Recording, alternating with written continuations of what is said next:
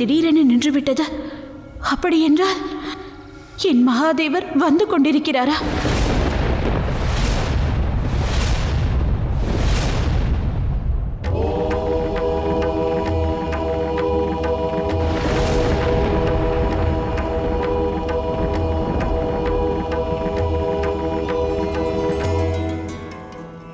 உன்னுடைய வேண்டுதலே என்னை இவ்விடம் வரவழைத்தது கன்னிகுமரி.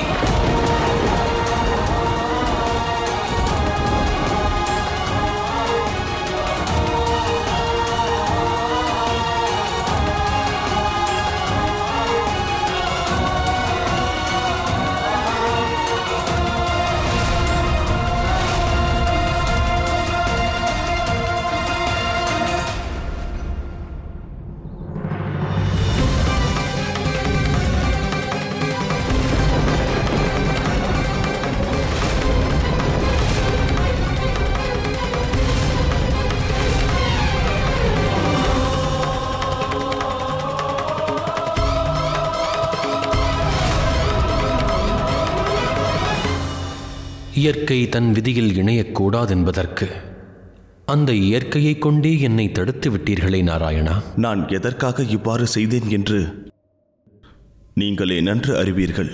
சூழ்நிலையை அறிவேன். எனினும் அதற்காக குமரியை சந்திக்காமல் இருப்பது உச்சிதமாகாது. சக்தி சிவனை அழைத்திருக்கிறாள். செல்ல வேண்டியது அவசியம்.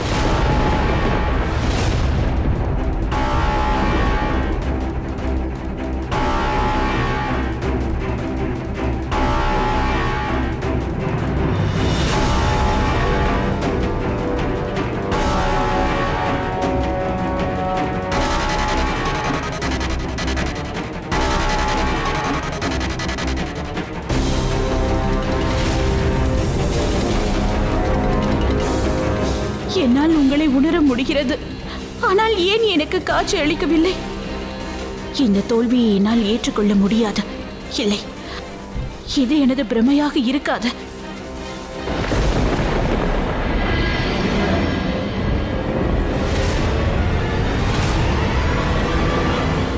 மகாதேவா, தாங்கள் இங்கு வந்துதான் ஆக வேண்டும். உங்களுக்கு முன்பாக எந்த தடை இருந்தாலும் சரி.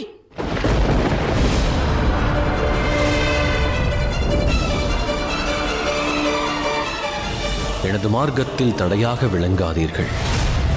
சூரிய உதயத்திற்கு அதிக சமயம் இல்லை. குமரியை உடனே சந்தித்தாக வேண்டும். என்னை மன்னியுங்கள் மகாதேவா. இந்த வழி உங்களை உலகின் அழிவின் பக்கம் அழைத்துச் செல்லும். ஆகையால் இந்த வழியில் தங்களை செல்ல அனுமதிப்பது என்னால் இயலாது மகாதேவா. நீங்கள் குமாரியை பார்க்க இயலாது. சூரியன் உதிக்கும் வரை அதற்காக நான் தடையாக நிற்பேன் மகாதேவா.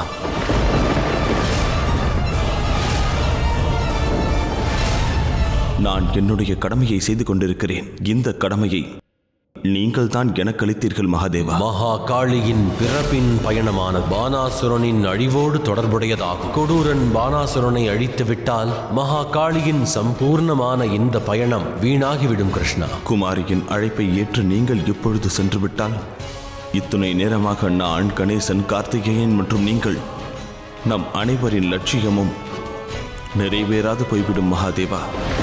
குமாரியை நீங்கள் திருமணம் செய்துவிட்டால் அதன் பின் குமாரி கன்னியாக இருக்க மாட்டார். அதன் பின் பானாசுரனின் அழிவானது ஏற்படாது.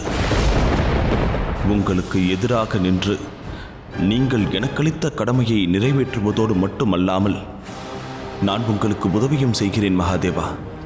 கைலாயத்திற்கு சென்று விடுங்கள். சூரிய உதயத்திற்கு சிறிது நேரமே உள்ளது.